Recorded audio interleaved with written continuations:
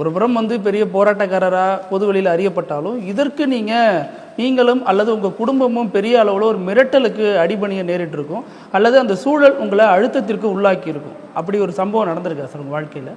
அதான் நான் ஏற்கனவே சொன்னது போல் என்னுடைய சொந்த கிராமத்தில் எங்கள் அப்பாவை சந்தித்து உங்கள் பையனை உஷாராயிருங்க சொல்லுங்கன்ட்டு சொல்லியிருக்கிறாங்க.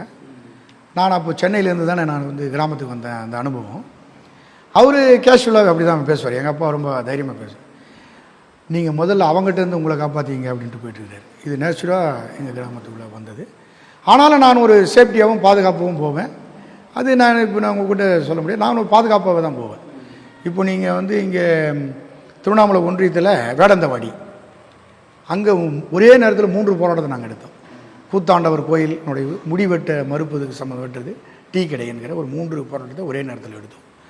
அப்போது நீங்கள் இங்கே எங்கள் மாவட்டத்தில் தோழர் சிவகுமார் அவர் வீரபத்திரன் தோழர் அவங்க கூட தான் நான் போவேன்.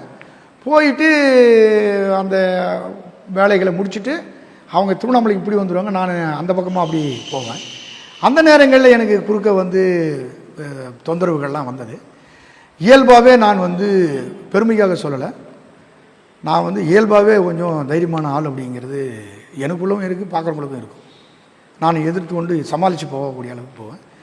அந்த மாதிரி வருகிற போது நீங்கள் அந்த மாதிரி வருகிற போதெல்லாம் சில விஷயங்களில் தமிழ்நாட்டில் நீங்கள் அப்படிப்பட்ட ஒரு தேர்தலே நான் உதாரணம் சொல்ல முடியும். உள்ளாட்சி தேர்தல், இடைத்தேர்தல், தமிழ்நாட்டில் திமுகவை நிற்க முடியும்னு போயிட்டாங்க, எல்லாமே போனாங்க.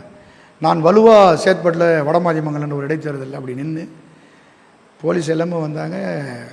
பெரிய ஃபைட் அது. அதில் நான் உறுதியாக நின்று போராடியிருக்கேன்.